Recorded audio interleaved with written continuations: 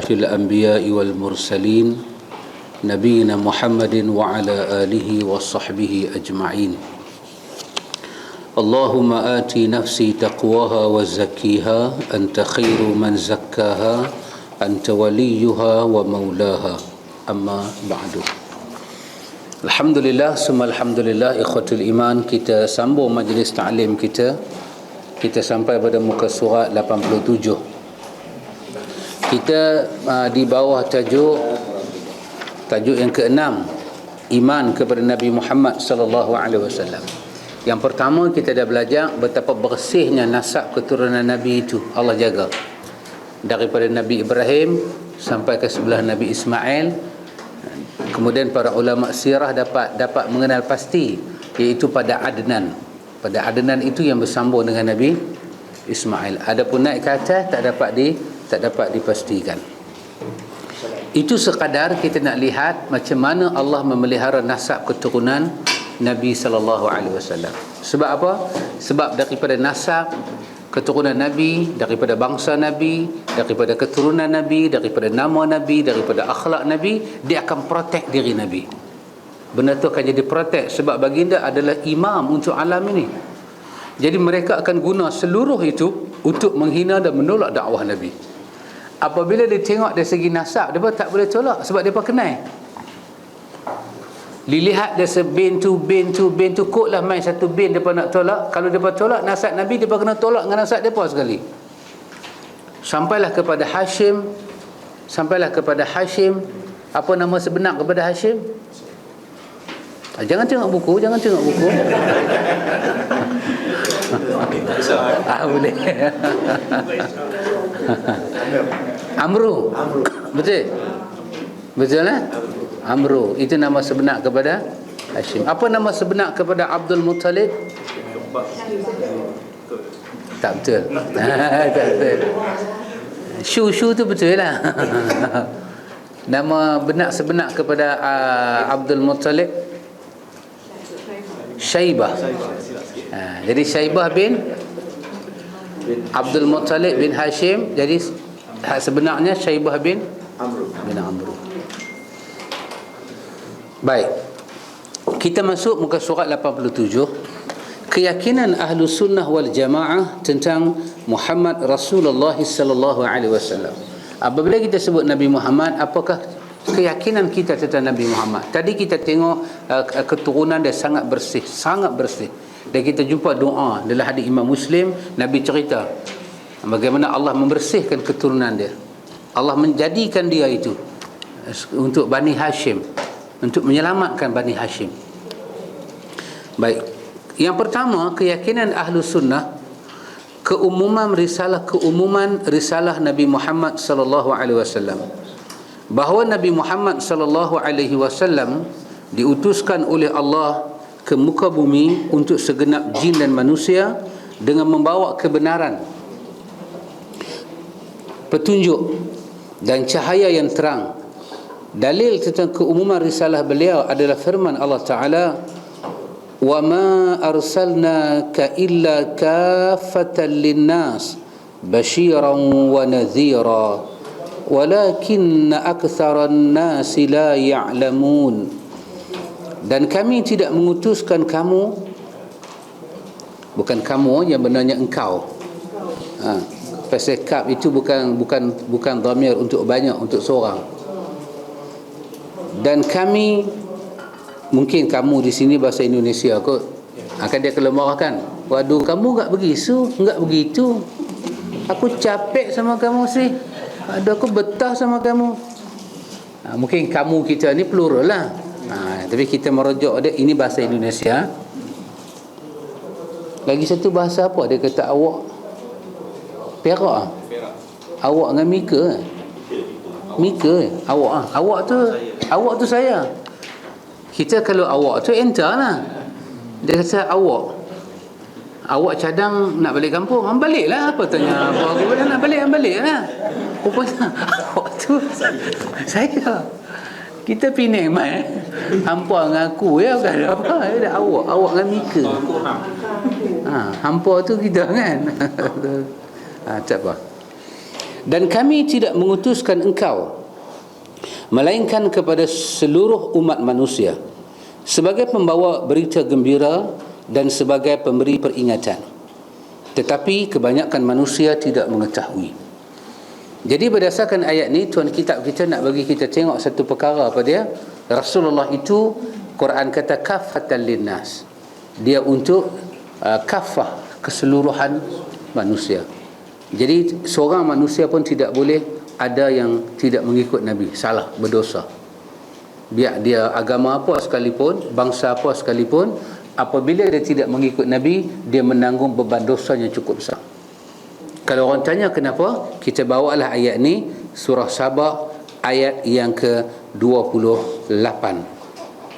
Juga ada dalam surah Al-Anbiya ayat 107. Ada dalam surah Anbiya ayat 107. Apa yang Nabi bawa kepada seluruh manusia? Yang pertama basyira, yang kedua nazira. Basyir, berita gembira. Berita gembira bagi orang yang boleh menerima Nabi seperti mana Tuhan punya mahu, bukan macam kita punya mahu. Macam mana Allah punya mahu kita terima Nabi ada dalam surah An-Nisa ayat 65. Itu seperti Allah punya mahu, iaitu la yu, macam mana ayat dia?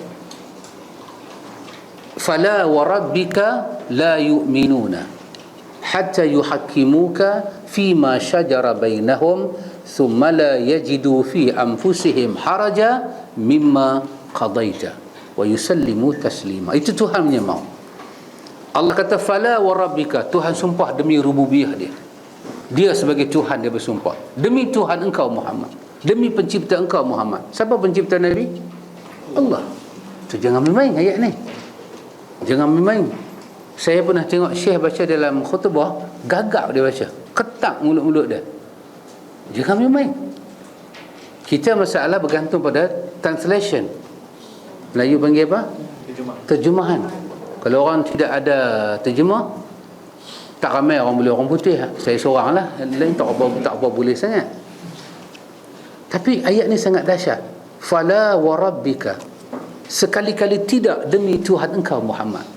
Jadi apanya Tuhan duk bagi tahu kat Nabi ni? Muhammad, demi Tuhan kau, aku Tuhan kau. La yu'minun, aku nak bagi tahu mereka semua tidak beriman pada aku. Hatta, sehinggalah yuhakkimuka, mereka berhukum dengan kau Muhammad.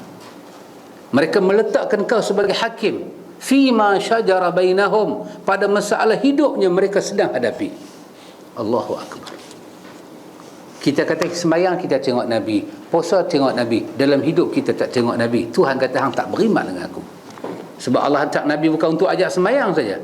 Kalau ajak sembahyang, kenapa sampai 23 tahun sembahyang apa ni? Jadi Rasul. Sembahyang apa ni sampai kena Badar, kena Uhud? Sembahyang apa? Sembahyang tak perlu perang. Tak perlu perang. Kaabah ada 4 sudut. Betul? Ada sudut dipanggil Rukun Hajar Aswad, Yamani, Iraqi dan Syami. Bahkan ada tawaran, Muhammad ambillah satu sudut, kami ambil sudut yang lain. Tapi 23 tahun jadi Rasul apa? Mengubah hidup manusia, mengubah pola kehidupan, mengubah sistem kehidupan, perasaan manusia, ilusi manusia, semuanya diubah. Maka Allah kata, demi aku Muhammad, demi Tuhan kau Muhammad, mereka tidak beriman. Jadi kalau kita sembahyang tu kita jaga, kena tengok akhlak pula. Pasal Allah bukan puji sembahyang Nabi saja, akhlak dia. Wa innaka la'ala khuluqil azim. Dalam surah apa? Surah Al-Qalam. Surah Al-Qalam. Allah kata ayat kelima. Subhanallah. Jadi akhlak dia tinggi. Maka Allah utus Nabi Muhammad ini kafatan linnas. Tak ada bangsa, tak ada manusia boleh kata saya tak tahu. Awak berdosa, awak akan dihisap di hari akhirat. Basyiran wa nazira, untuk sampai berita gembira. Basyiran, berita gembira. Gembira, siapa terima Nabi Muhammad, ikut Nabi Muhammad, Allah terima dia di hari akhirat. Pasal itu Allah kata dalam Quran, ingat nah? Macam mana ayat dia? Dalam surah Al-Fajr, wala yuthiqu wathaqahu ahad. Sebelum tu lagi apa yu'azibu, fala yu'azibu azabahu ahad wala yuthiqu wathaqahu ahad. Allah kata, sekali aku azab kau, azabnya aku bagi pada kau, tak ada siapa boleh azab kau macam aku azab. Kenapa? Kerana manusia tidak boleh. Allah azab satu kaum pasal apa? Pasal ekonomi dia tak kukuh kan? Pasal apa Allah azab satu kaum? Quran jawab dalam surah Al-Ankabut ayat 40. Fakullan akhaznahum bizambihim. Fakullan, Allah kata kesemua mereka umat-umat yang berlalu itu kami azab mereka kerana dosa mereka. Kami turunkan azab, ada gempa, ada suara guruh, ada ini bumi terbuka. Semuanya kerana mereka mendustakan rasul yang kami hantar. Maka Allah kata fala yu'adzibu adzabahu ahad. Siapa pun tak boleh azab macam aku azab. Maka Allah panggillah jiwa yang tenang beriman kepada Allah. Sebab itu basyiran bermakna gembira kerana kita menerima Rasulullah di hari akhirat. Dunia pun seronok. Kenapa kita seronok ikut Rasulullah? Huwa Rasulullah. Apa yang kita takut? Dia Rasulullah. Kita berjalan dengan pengarah, berjalan dengan ketua polis, tiba-tiba korporal nak sekat kita ke? Awak, kita jalan dengan ketua polis, ketua pegawai, inspektor, tak tahu ni hadut jaga trafik tepi jalan, berani sekat kita. Kita jalan dengan ketua balai, kita jalan dengan OCPD, ketua daerah, tidak ada orang boleh buat mangkak pada kita. Kita jalan dengan Rasulullah. Siapa nak halang kita? Siapa nak kata kita tak betul? Di sebelah kita Rasulullah. Jangan main. Ini nama dia basyiran dan wa nazira, warning. Tapi Quran kata kebanyakan manusia tidak mengetahui, tidak reti benda ni.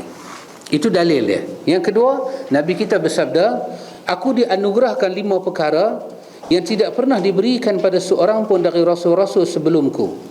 Yang pertama, aku diberikan pertolongan dengan takutnya musuh mendekatiku dari jarak sebulan perjalanan. Musuh takut pada Nabi, dengar kata Muhammad nak mai, sebulan lagi nak mai, dah.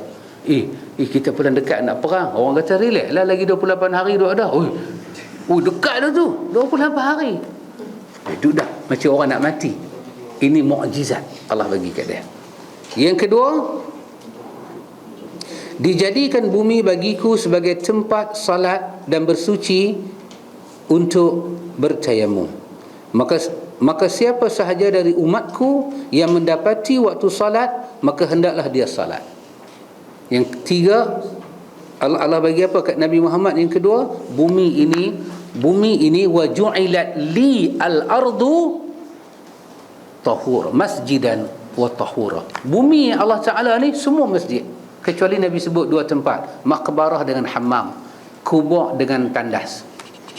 Dalam hadis Tirmizi, Nabi kata maqbarah dengan hammam, kubur dengan tandas bukan tempat solat. Jadi tidak ada solat jenis rokok i'tidal, tak boleh solat situ. Lain semua adalah tempat solat. Jadi kalau dah tidak ada ayat, Nabi kata diberi kepada aku hukum tayamum, bersih tanah untuk tayamum, semayanglah macam mana pun. Yang ketiga, dihalalkan rampasan perang bagiku dan tidak dihalalkan kepada seorang Nabi pun sebelum daripadaku. Ada ghanimah, dalam peperangan itu ada ghanimah. Keempat, aku tidak diberikan kekuasaan memberi syafaat. Aku diberikan kekuasaan memberikan syafaat dengan izin Allah. Nabi kata diberikan kepada aku syafaat, diberikan kepada aku syafaat dengan izin Allah. Ahli sunnah percaya syafaat Nabi dengan izin Allah. Kalau Allah tak mahu, orang tu tak akan dapat syafaat. Dan yang kelima, Nabi-Nabi diutuskan hanya untuk kaumnya sahaja, sedangkan aku diutus untuk seluruh manusia. Wa bu'istu ilan nasi ammatan. Allah bangkitkan aku manusia seluruhnya. Jadi nobody can say, siapa pun tak boleh kata saya sebagai orang kafir, Dia kata, saya tak payah ikutlah, ini Muhammad ni Nabi orang Islam. Nobody can say like that. Awak berdosa awak tak ikut Nabi Muhammad. Awak kena menyembah Tuhan dengan cara Nabi Muhammad. Awak berdosa, awak dalam dosa. Bahkan Nabi kata adalah di Muslim, tidaklah seorang Yahudi ataupun Nasara mendengar tentang berita diutuskan aku dan dia tidak beriman dengan apa yang Tuhan bagi padaku, melainkan dia ahli neraka. Agama yang paling tua adalah agama Yahudi. Betul? Ya, agama Nasara muda sikit. Dia turunnya Nabi Isa kan. Tapi agama Yahudi tua, agama tua. Zaman Nabi Musa lagi, Taurat. Maka agama tu tua ini. Maka Nabi kata, tidaklah seorang mendengar tentang aku diutuskan, biar dia Yahudi ataupun Nasara. Biar dia Yahudi ataupun Nasara. Yahudi Nasara ni masuk dalam kumpulan apa? Islam ke kafir? Kafir. Tidak ada orang kafir boleh hidup dalam dunia dengan tidak mengikut Nabi Muhammad. Pasal itu Yusuf Tantawi, dia menyatakan, kalau kau jumpa orang kafir duduk di sebelah engkau dan dia kata pada engkau, saya ada dalam setengah jam ke 20 minit kapal saya nak terbang pergi. Yusuf Tantawi, bukan Yusuf Tantawi, Ali Tantawi, banyak sangat dia Tantawi, saya pun lupa nama sebenar. Dalam buku dia minta terang pasal Islam. Apa kau nak terang dalam 20 minit? Anak murid dia kata, macam mana Syekh, kami yang tu hadis tak belajar lagi, tafsir tak belajar lagi. Dia kata, kalau kau nak tunggu tu, dia akan naik kapal terbang, dia balik dalam keadaan tak tahu apa pasal Islam. Kata dia, ada orang duduk dengan Nabi hanya 20 minit, dia boleh jadi pendakwah di kampung dia. Kenapa kau nak memerlukan sampai 10 tahun? Ada orang duduk dengan Nabi 20 hari saja, jadi pendakwah di kampung dia. Saat aja, mai pagi balik petang. Apakah teknik Nabi pakai, dan apakah teknik yang kau pakai sampai tak boleh cerita agama pada orang? Oh, dahsyat, nah? Karena itu tidak ada orang kafir boleh aman di hari akhirat, melainkan mereka akan ditanya oleh Allah. Sebab Nabi Muhammad untuk semua orang. Mereka ahlu sunnah mengimani bahawa dan meyakini bahawasanya beliau sallallahu alaihi wasallam adalah hamba Allah dan utusannya. Ahlu sunnah menyaksikan dan meyakini bahawa Nabi Muhammad sallallahu alaihi wasallam adalah rasul yang paling mulia dan penghulu seluruh makhluk. Penghulu ni bukan penghulu dalam jabatan kerajaan tu kan. Penghulu di sini pemimpin. Sayyid, pasal itu Arab kata sayyid. Sayyid ni dengan makna pemimpin. Pasal itu Nabi kata, di kalangan anak Adam, aku sayyid, aku adalah pemimpin anak Adam di hari akhirat esok. Beliau adalah hamba Allah dan utusannya. Dua sifat ini, hamba dan utusan, untuk menolak adanya sifat ghulu, melampau, dan sifat tahrid, melalaikan hak-hak beliau. Dia Rasulullah, dia Abdullah, dia Rasulullah. Dia Abdullah, huwa Abdullah, huwa Rasulullah. Dia Rasulullah, dia Abdullah, dia hamba Allah. Dia telah menunaikan ubudiyah kepada Allah. Dalam menunaikan ubudiyah, dia mendapat risalah daripada Allah.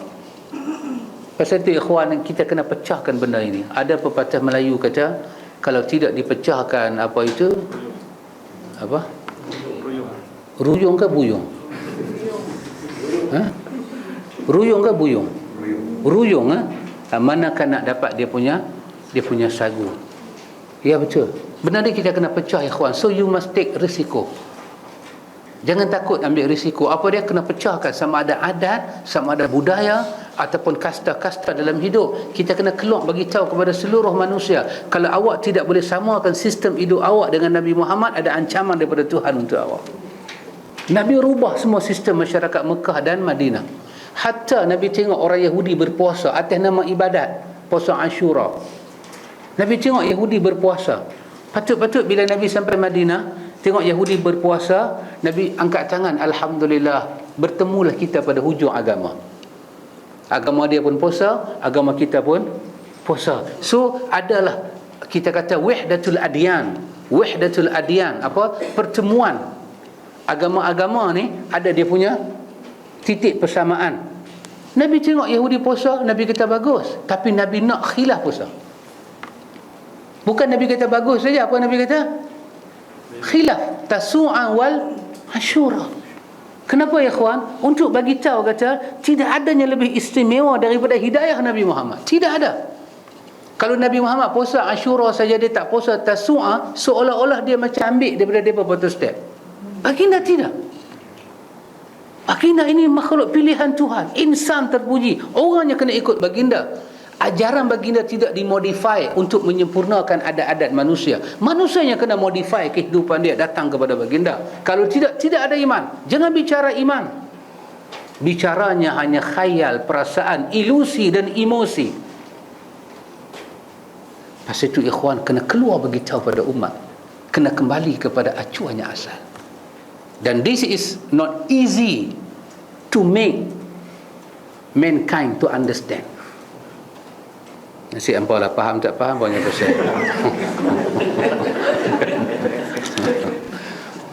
Baik. Jadi ada dua perkara dia kata, masalah ghulu dan tafrid. Ghulu apa dia? Memberi hak Nabi terlampau, melampau-lampau. Tafrid ni apa dia? Melalaikan. Sampai tak bagi hak Nabi.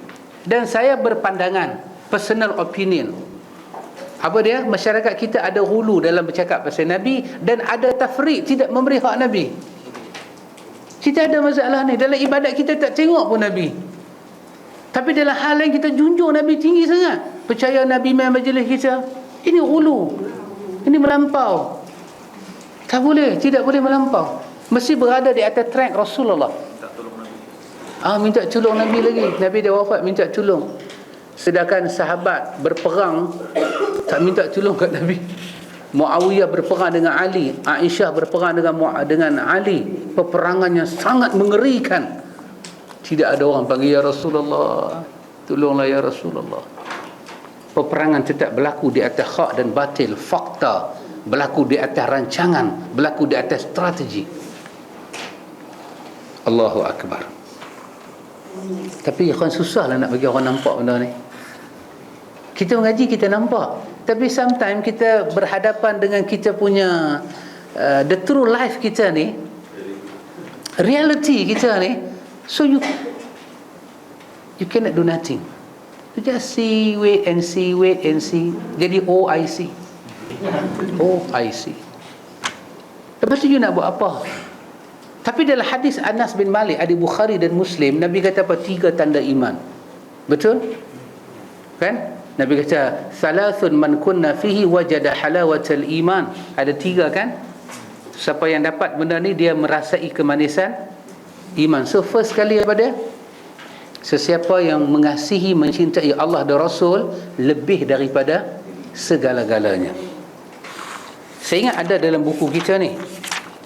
Tapi kalau antum lihat kepada hadis itu, satu perkataan yang diungkap oleh Nabi dalam hadis itu, Nabi kata, iaitu pada muka surat 65 dan 66.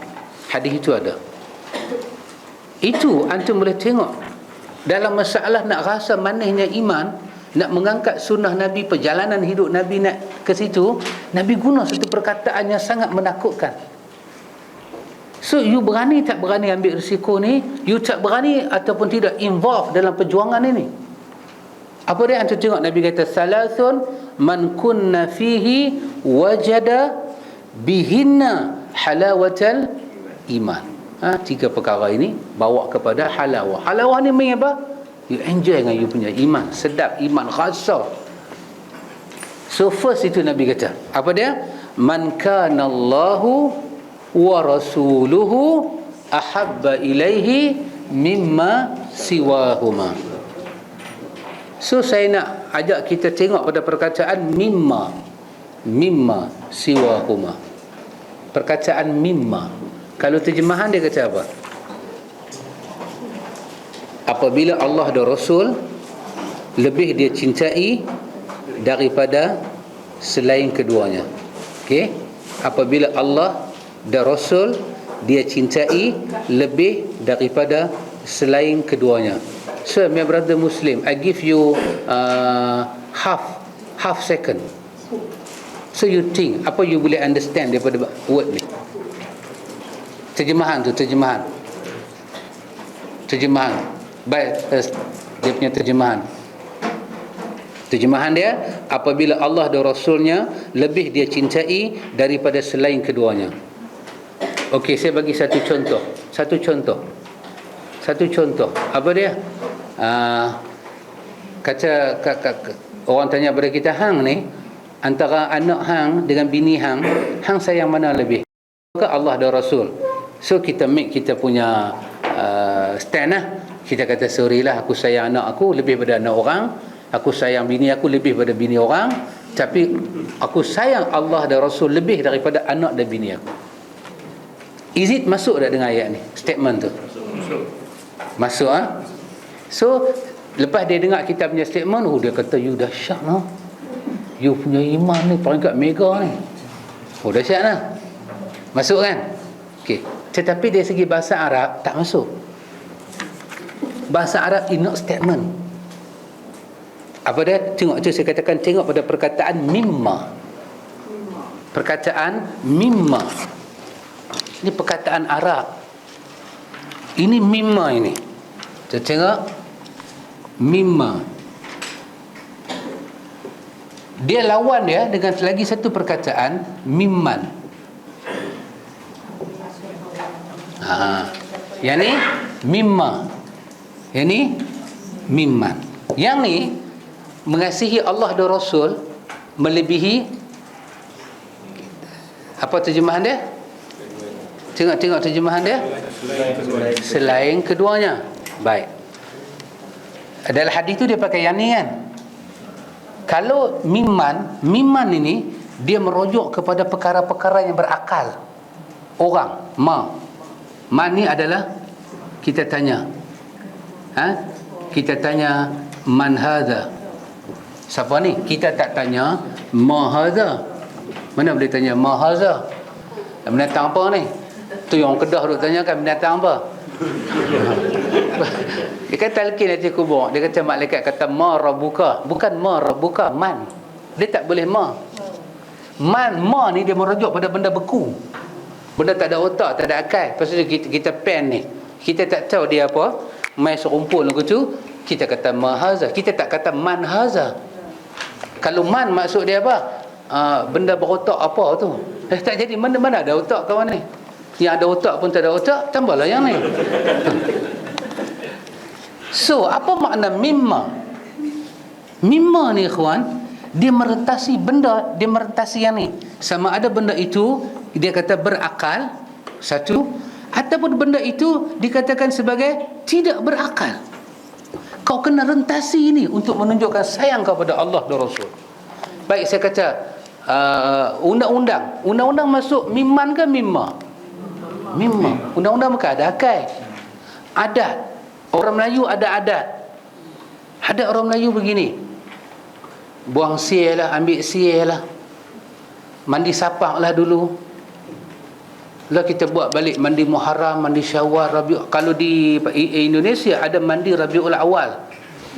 Mandi pada 12 Rabiul Awal. Sunat itu mandi untuk menyambut hari Maulidi Rasul. Itu engkau sayang Allah dan Rasul, kau kena merentasi ni langkah ni. Orang tu kata jangan langkah bendui. Tahu bendui? Ni depan sini ni. Apa beza bendui dengan lalang? Lalang atas, tapi rumah batu tak ada lalang. Atas lalang, bawah bendui. Kau jangan langkah bendui. Tetapi iman pada Allah ni kau kena langkah bendui. Bendui orang dan bendui bukan orang. Kadangnya menghalang kita bukan orang, undang-undang. Ialah undang-undang tu orang yang buat. Tapi datang dalam bentuk halangan bukan orang. Untuk membuktikan kau sayang pada Allah dan Rasul, kau kena redah. Apa orang putih pula, orang Melayu kata apa? Biar mati anak, jangan mati adat. Ya, kita kata betul lah. Kalau awak nak sangat jangan mati adat, saya nak membuktikan cinta saya pada Allah dan Rasul, saya terpaksa bertembung lah. Kalau kebetulan dalam adat itu ada percanggahan, kalau dalam petua ada percanggahan, kalau dalam pantal larang yang dipakai oleh bangsa-bangsa tertentu ada percanggahan dengan Quran dan Sunnah, saya kena cross. Lagu tu you must cross my body. Tak apalah, mati dululah. Nanti mati saya langkah lah. Bukan kerja kita bunuh orang. So ikhwatul iman, ini yang ada dalam perkataan berkeyakinan bahawa Rasulullah sallallahu alaihi wasallam itu membawa risalah dan kita kena ikut. Dari akidah, ibadah, akhlak, kita kata seluruh ahwal kehidupan kita. Yang mana tidak bercanggah, bagi dia benarkan kita ikut. Tapi percanggahan, kita bercakap pada sudut percanggahan. Ada orang sedih, very sad. Pasal apa? Pasal kita maklum pada dia Nabi tak buat. Dia sedih sangat. Allahu Akbar. Kata Nabi tak buat. So kita kata tak adalah sok-sok lah. Dah sok-sok dah. Ada Alhamdulillah. Tak ada. Dia kata, so apa hang maksudkan dengan statement tu? Nabi tak buat apa? So, sepatutnya Nabi tak buat, kita umat dia, kita ikut lah. So dia sedih sangat. Dia sedih. Ya Allah, ikhwan, kita tak masukkan kuih dalam acuan dia. Kuih kita melimpah outside. Kesedihan yang tak betul, tak sepatutnya sedih. Kenapa ikhwan? Huwa Rasulullah. Step by step kita follow. Kata Abdullah bin Umar, kami tak tahu pasal apa sembahyang di Madinah, Zuhur buat 4, Asar buat 4. Tapi bila kami keluar safar dengan Nabi buat 2-2. Lepas tu boleh himpun 2 waktu dalam satu waktu. Kami tak tahu pasal apa, tapi satu je kami tahu. Baginda buat, kami buat. Allahu Akbar, ikhwan. Nak membajakan keyakinan ini. Dan iblis tak senang duduk, ikhwan. Kenapa? Yang kita ikut itu adalah penjamin masuk syurga. Penjamin masuk syurga. So ada satu ayat dalam surah Sah pun ada, dalam surah Taubah pun ada. Tapi saya tak ingat ayat berapa. Ini huwallazi arsala rasulahu bil huda wa dinil haq. Dalam surah Sah, liyuzhirahu ala dini kulli walau karihal kafirun. Tengok Allah Ta'ala kata, Allahu Akbar, ikhwan, jangan bersedih. Ada buku La Tahzan kan? Ada buku La Tahzan, don't be sad, jangan bersedih. Dia ada perkataan Nabi kepada Abu Bakar As-Siddiq, jangan sedih. Dia ada perkataan Allah di dalam surah Taubah, La tahzan innallaha ma'ana. Apa Allah kata? Allah kata huwallazi arsala rasulahu bil huda wa dinil haq. Allah tunjuk dua, al-huda dan dinil haq. Menyebabkan Ibn Qayyim berani keluar dalam masyarakat dia. Dia kata tidak ada hidayah melainkan hidayah Muhammad, tidak ada kebenaran melainkan yang dibawa oleh Muhammad. Dan Al-Hafiz Ibn Katsir sebut dalam ayat 3 surah Al-Ma'idah dalam tafsir dia. Al-Hafiz Ibn Katsir kata, kita tidak memerlukan Nabi selain Nabi Muhammad, tidak memerlukan halal haram selain yang disyariatkan kepada Nabi Muhammad, kita tak memerlukan apa-apa untuk berhubung dengan Tuhan melainkan hanya Rasulullah. What mean by this statement? Apa maksud semua ni? Is it nothing? Adakah satu statement hanya nak melariskan pasaran buku supaya bestseller? Zaman mereka tidak ada bestseller. Satu orang tulis buku nak pergi jual pun tak ada tempat. Buku mereka popular sekarang, bukan zaman mereka. Siapa yang nak beli macam tu punya set Ibnu Katsir? Mereka hampir mengaji dengan dia. Dia tulis. Apa yang dia belajar daripada guru dia. Subhanallah, ikhwan. Sangat besar pengaruh yang kita belajar ini, ikhwan. So kita tahu ataupun tidak tahu. So you kena generate, bagi charge power kepada akidah-akidah ni. Pasal apa? Menentukan awak boleh pergi jauh ataupun tidak berdasarkan kualiti elektrik yang awak ada. Kalau elektrik awak slow, takkanlah Viva nak potong Mercedes. Tapi kalau kawan tu pandai adjust, dia pomen kereta, mesti boleh kena tinggal. Jangan main-main. BMW baca. Yang kedua, Ahlu Sunnah wal Jamaah meyakini bahawa Nabi Muhammad sallallahu alaihi wasallam adalah penutup para nabi. Allahu Akbar. Ada benda yang duduk dalam kepala saya, kawan, saya tak tahu nak cakap apa kepada kita. Penutup para nabi ni apa maksud dia? Dia penutup. Sekali lagi kita keluar pada dewan ni pintu terbuka ni, last sekali orang keluar. Orang last sekali keluar, apa maksud dia orang last sekali keluar? Lepas dia tak ada orang. Jadi segala karen, segala ni semua orang mula ke tutup? Orang akhir. Kepastian itu ada pada orang yang akhir.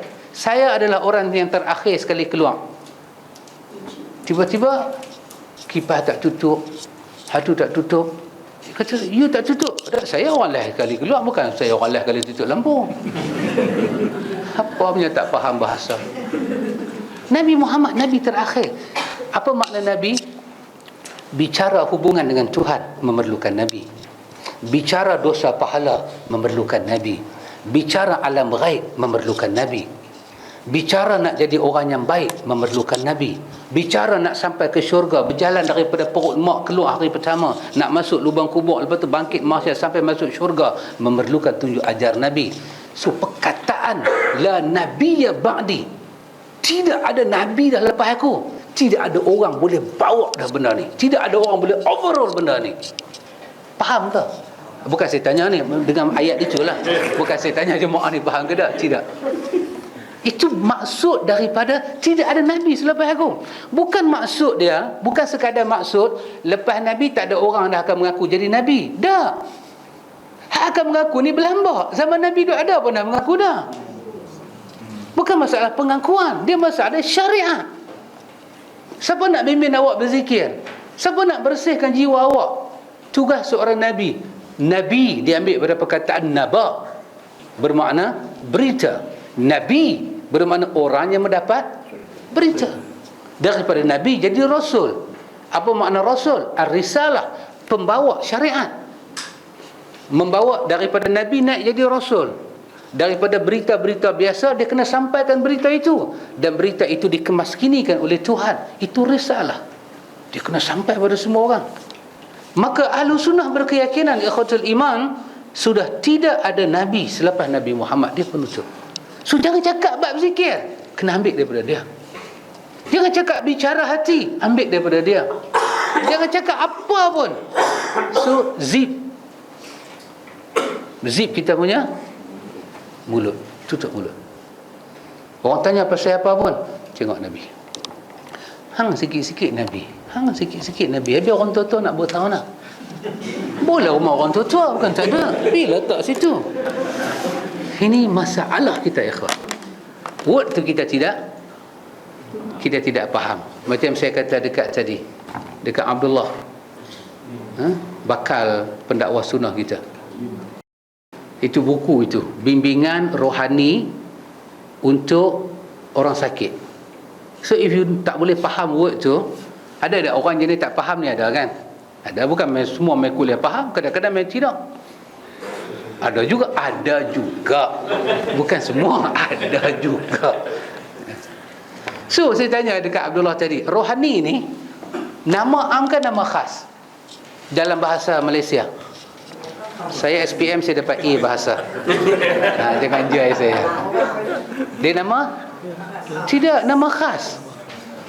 Rohani, masjid, nama khas. Masjid, pasal tu dia nak pakai huruf besar. Dia tak pakai huruf kecil, pasal dia nama khas. Bagi orang, dia buat nama anak dia rohani. Ada tak orang nama rohani? Siapa? Rohani? Siapa nama rohani? Jangan tak tahu. Isteri Abang Jamil yang ketiga. Itu rohani. Kak Tipah, Kak Senah, rohani. Jangan tak tahu.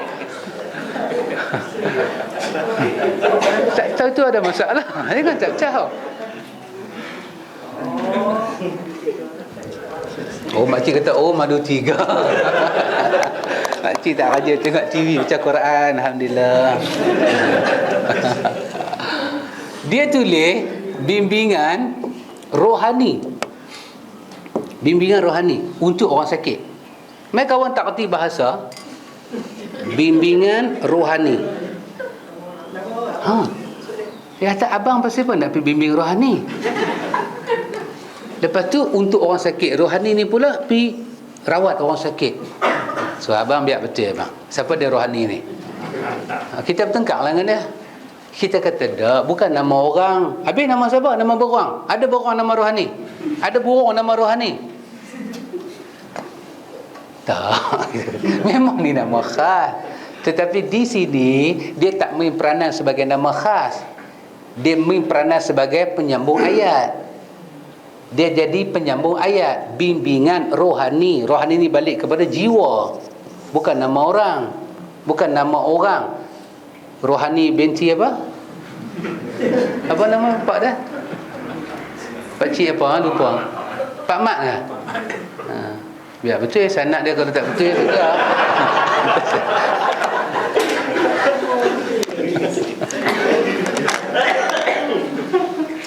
Jadi inilah masalah dia. Nabi Muhammad itu penutup para nabi.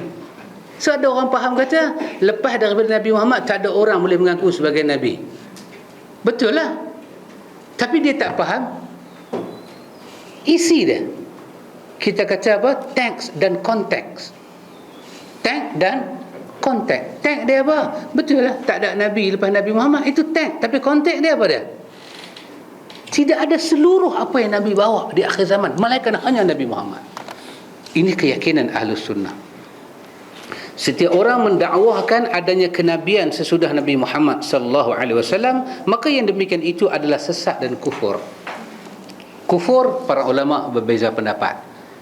Bila satu orang tu mengaku jadi nabi, pengakuan macam mana menyebabkan dia kufur, itu ada perbahasan yang panjang. Tapi sesat, mengaku-mengaku dah boleh bagi dia sesat dah. Sesat dengan makna lain, kufur dengan makna lain. Inilah ayat Allah Ta'ala berfirman, "Ma kana Muhammadun aba ahadin min rijalikum walakin Rasulullah wa khataman nabiyyin wa kana Allahu bikulli syai'in alima." Muhammad itu sekali-kali bukanlah bapa dari seorang laki-laki di antara kamu, tetapi dia adalah Rasulullah dan penutup para nabi, dan Allah Maha mengetahui segala sesuatu. Segala sesuatu.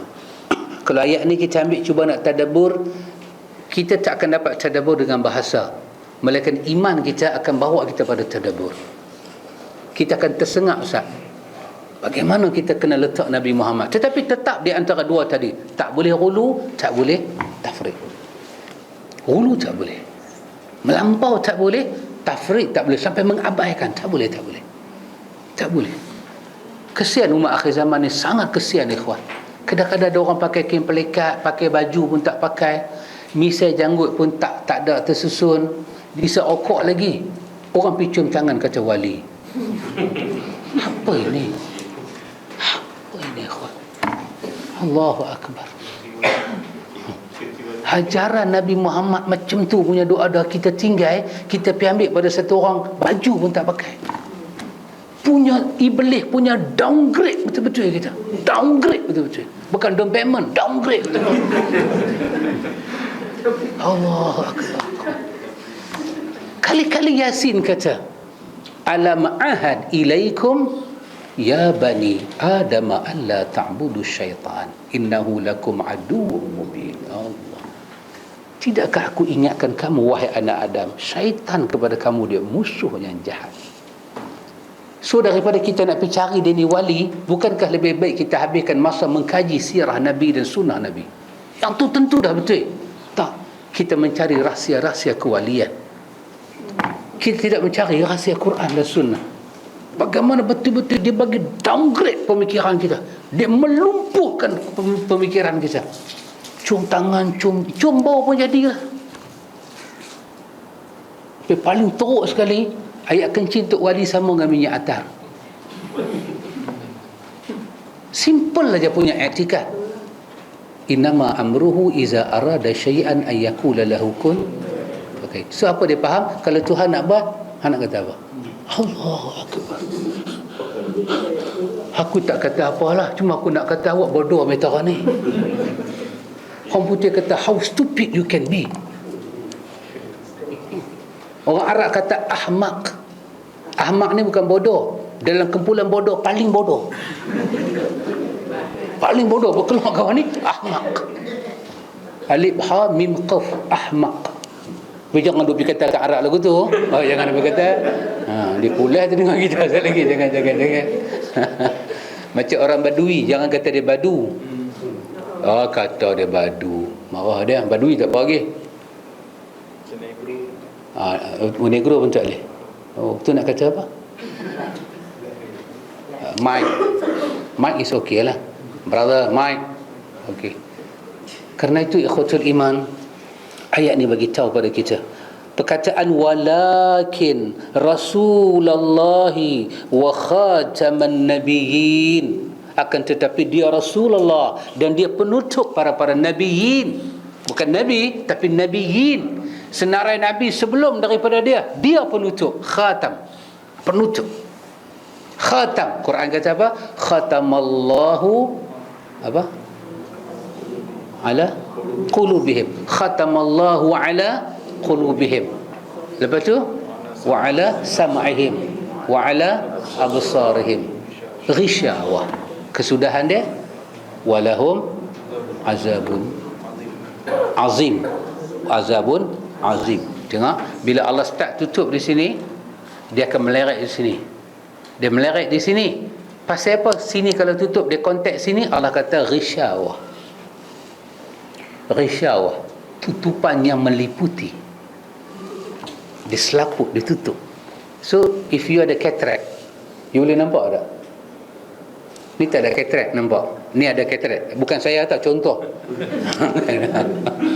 Tak nampak ah? Tak nampak pandangan. Hak ni nampak. So apa masalah dia? Ada cataract, tak ada cataract? You punya pandangan, you punya pemikiran, you punya penglihatan, you punya bicara, you punya rujukan sangat berbeza dengan Tuhan punya mahu. Pasal apa? Khatamallah, ada tutupan yang meliputi, dan tutupan tu kena betul-betul tepat tak mana? Pandangan hati. So you pergi tanya doktor cataract. Cataract dia kalau naik, kalau dia kena CP, tahu CP? Tepi. CP. Ha. Ini doktor cataract bagi tahu, ni biji mata kita ni. Kalau cataract mai tang sini, tak apalah, dia mai 40% pun is okay. Tapi kalau cataract dia betul-betul kena tang sini, walaupun dia kena tu dalam 10%, you lost you punya pandangan. Pasal apa? Dia bagi tepat pada pandangan yang daripada belakang kepala otak kita tu dia tembak cahaya. Tahu belakang kepala otak kita ni, di belakang tu dia ada satu cahaya duk tembak.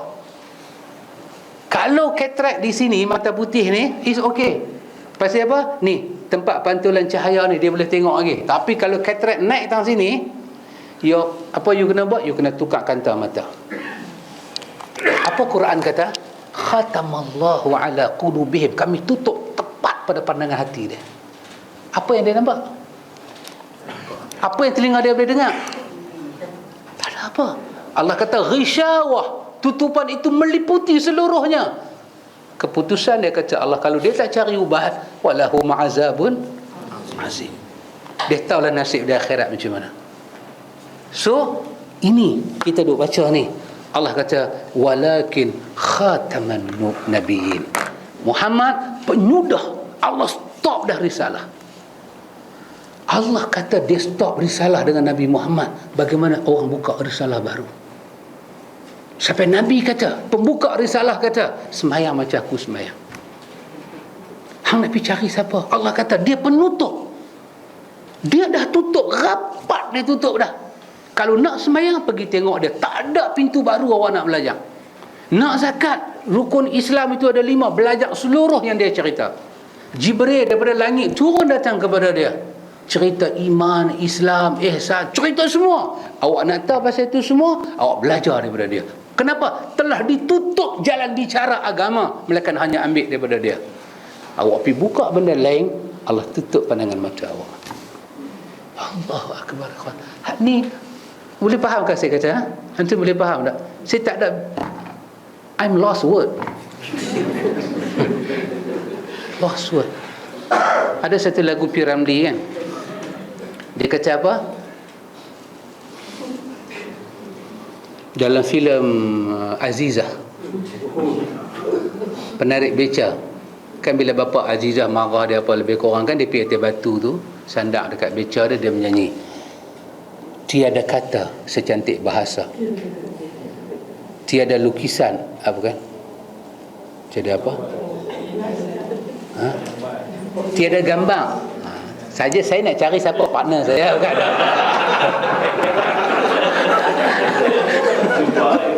Jumpa. So, tiada gambar secantik lukisan. So, kadang-kadang kita belajar agama ni, kita lost word. Kenapa kita dah tak ada bahasa? Dan kita pun tak ada gambar nak tulis. Melainkan apa gambaran kita buat atas kertas tak tepat. Melainkan duk ada kita. Tiada lukisan.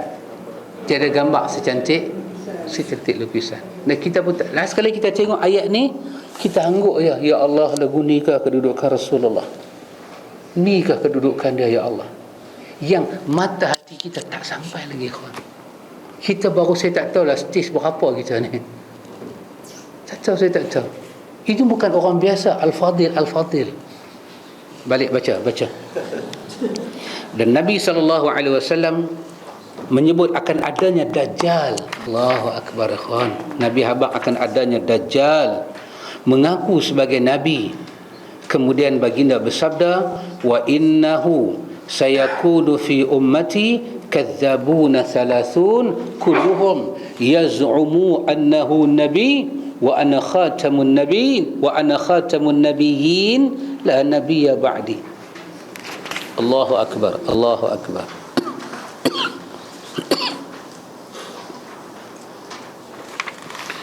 Dan sesungguhnya akan muncul pada umatku. Allahu Akbar. Nabi punya bahasa ni ikhwan, tak tahu nak kata apa. Dia ni masalah kawan ni apa dia? Dia duk tak duk mengaku jadi Nabi. Duk tak duk mengaku jadi apa Nabi kata? Satu Nabi panggil Dajjal. Tapi sebelum Nabi nak kata dia Dajjal, apa Nabi kata? Sayakunu fi Allah. Dia masih mengaku umat. Yang ni menyebabkan para ulama berselisih. Yang inilah perselisihan yang paling fatrah, paling jelas. Kenapa satu-satu ajaran tu kita nak keluar daripada Islam? Tak boleh. Kita ada Syiah, kita ada Khawarij, kita ada tu. Kenapa kita nak kata mereka ni kafir? Tak boleh lagi. Sebab Nabi kata umatku akan berpecah 73. Dia guna perkataan apa? Umatku. That mean apa? Mereka ni semua umat Nabi. Cuma mereka tak ikut jalan dia. Jalan aku betul yang Nabi kata. Di mana aku di sana dan sahabat aku. Pasal tu bila ulama berbincang, saya bagi tahu satu. Khawarij ni ada hadis kata anjing neraka. Jangan main-main. Bukan orang masuk neraka, anjing. Besar atau tak besar? Kemudian para ulama pergi cari Khawarij ni apa sampai Nabi kata 5. Apa sampai Nabi kata anjing neraka, kilabun nar.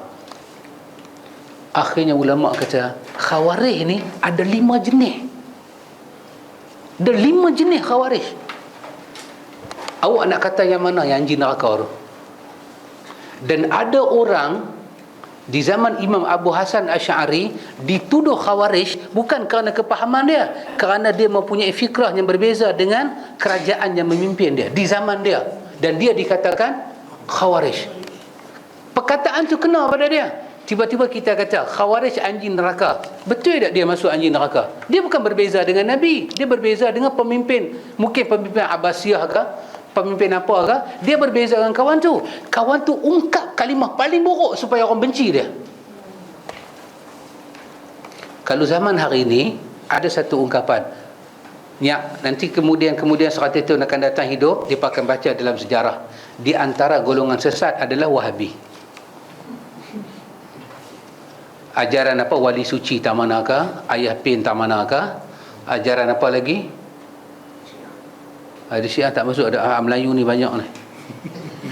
Apa itu wali suci, apa Laksmana apakah? Macam-macam tu ada. Nabi Harun. Nabi Harun, Tuhan Harun masuk, Milah Ibrahim masuk.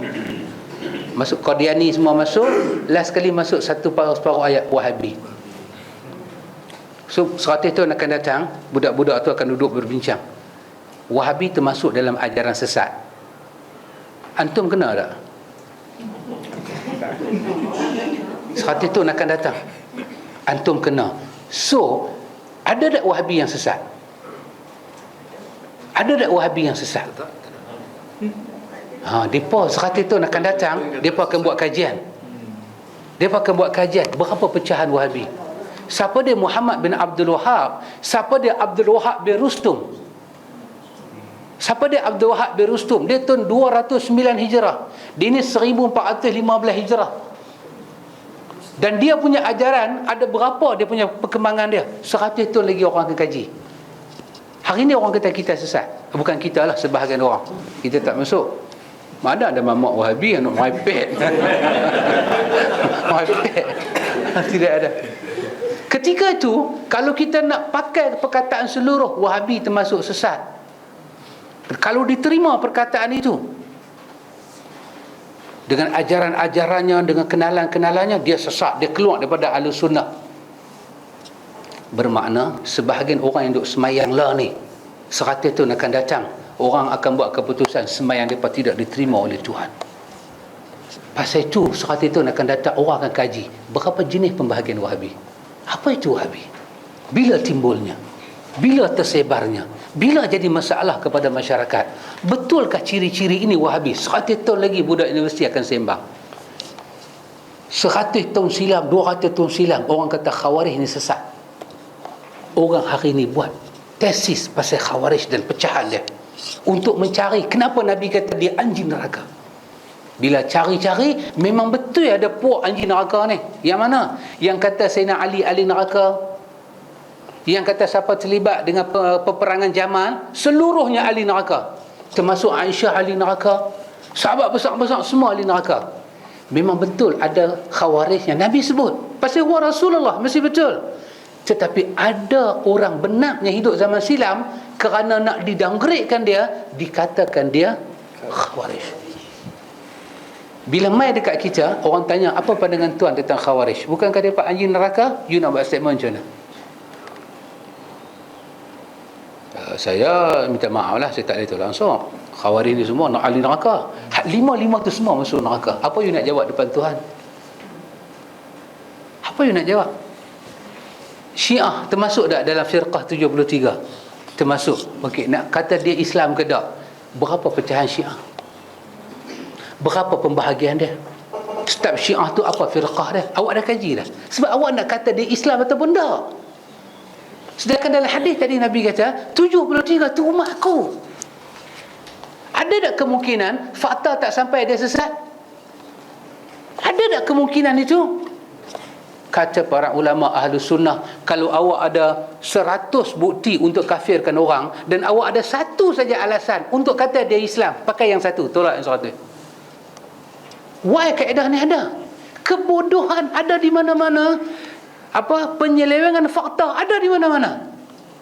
So kalau awak nak kata dia sesat, it's okay daripada awak nak kata dia kafir. Kafir ni besar. Dia bukan ahli tauhid, dia bukan ahli qiblah, dia tak pakai dah kiblat kita. Di kalangan Syiah ada tak macam tu? Ada tak di kalangan Syiah tak pakai Kaabah kita? Dia pakai di Karbala. Ada kan? Baik, soalan kedua, adakah semua Syiah macam tu? Masalah. Bukan semua. Habis kita duk berperang dengan sebahagian ke semua? Problem lah. Habis awak nak kata apa? Bila awak pukul semua, kocak ayat macam mana? Ayat berkocak macam mana? Semua kena. Habis kalau awak kata Syiah ni semua sesat, okey lah. It's better lah. Biasalah sesat ni macam dia isap rokok biasa. Tak ada apa-apa. Tak ada apa-apa, tak ganggu fikiran pun. Tapi kalau kata dia kafir, dia terasa tak? Zaidiyah, Imamiyah. Zaidiyah ambil ayat semayang macam kita. Kita baca sebulu salam, Hadawiyah tu Sunani duk sebut macam kita. Awak pukul terus. Syiah ni semua kafir. Semua.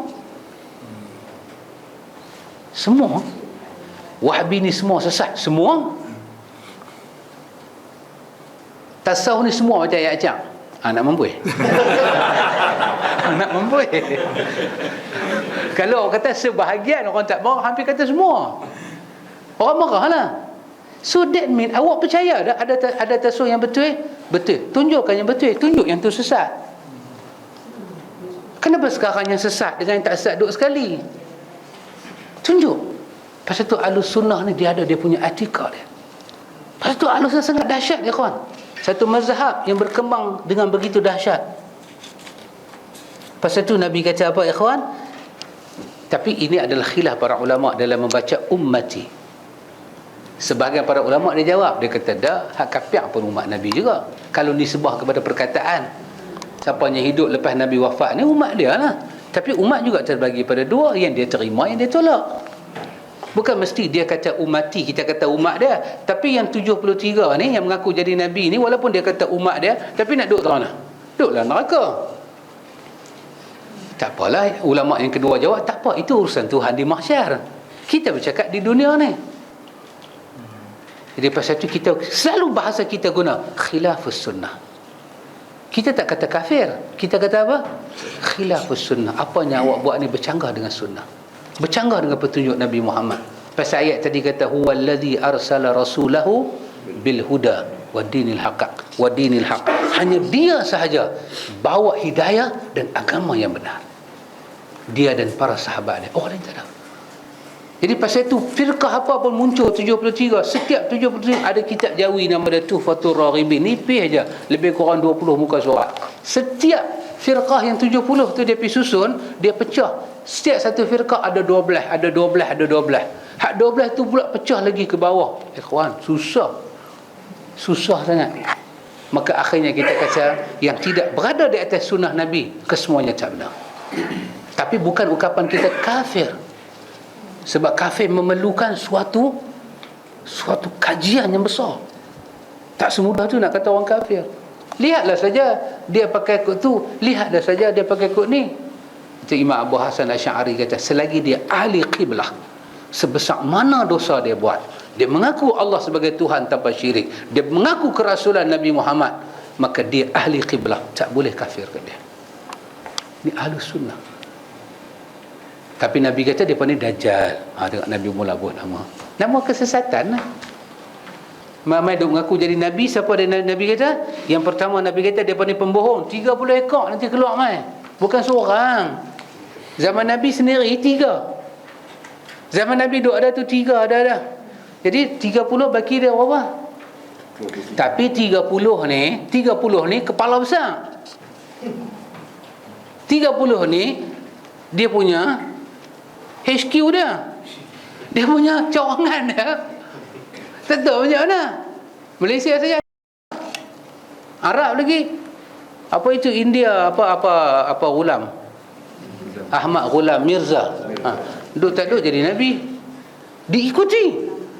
Maka Nabi bubuh apa nama pada mereka? Nabi kata kazzabun, mereka pembohong yang paling hakiki dan nyata. Nabi kata mereka akan mengaku sebagai Nabi. Dan satu aku nak tengok ikhwan, nak halang orang mengaku tak boleh, tapi petunjuk Nabi yang nak diselit dalam hati. Nabi kata wa ana khatamun nabiyyin la nabiyyah ba'di. Satu aku nak bagi tahu kat hangpa, aku penyudah Nabi, lepas aku dah tak ada Nabi. So ini akidah kita. Mainlah macam mana pun, comel ke, segak ke, pakai serban ke, apa ke, sutra ke, sembang elok dengan kita, kelakuan Nabi kat kita, dia kata saya Nabi akhir zaman. Allah, terus kita tahu lost kawan ni. Kita kata sahabat, okey lah, jumpa akhirat lah, belah terus. Tak mau dunia, tak mau jumpa hang dah, akhirat terus. Tinggal dia. Tak payah duk kaji, tak payah duk tanya, mana nak tahu kemungkinan kalau Allah nak. Duk ambil surah Yasin tu. Kalau kan Tuhan kata kun, kalau Tuhan nak macam mana? Hang boleh halang kehendak Tuhan? Tak boleh. Ana khatamun nabiyyin. Bukan saja penyudah, Nabi taukid lagi. La nabiyya ba'di. Lepas aku dah tak ada. Dan kita faham ikhwan, makna tak ada Nabi dengan makna fizikal dan juga dengan makna kesempurnaan syariat sudah tidak ada. InsyaAllah lepas ni ikhwan, kita akan tengok hadis muka surat 91. Allahu Akbar. Hadis ni ikhwan, Nabi kata ada 5 benda besar tentang nama dia. Tengok. Satu, Ahlus Sunnah kita belajar keturunan Nabi bersih, cantik. Yang kedua, kita belajar keyakinan Ahlus Sunnah Nabi untuk semua orang, untuk semua manusia. Manusia lah, jangan sebut bangsa dia, manusia. Semua kena terima Nabi. Yang ketiga ikhwan, kita akan tengok Nabi Muhammad penyudah Nabi. Apa makna penyudah Nabi telah kita terangkan, dan pada masa akan datang diizinkan oleh Allah, diberi kesihatan pada kita, kita akan tengok Nabi kata setiap 5 nama yang Tuhan bagi kat Nabi, 5 nama itu apa maksud dia. Dan nanti saya akan bagi sedikit contoh pada antum bagaimana nama-nama ni diguna dalam masyarakat kita untuk makna yang lain. Kita akan tengok. Wallahu a'lam. Ada soalan nak tanya ke? Terima kasih sahabat.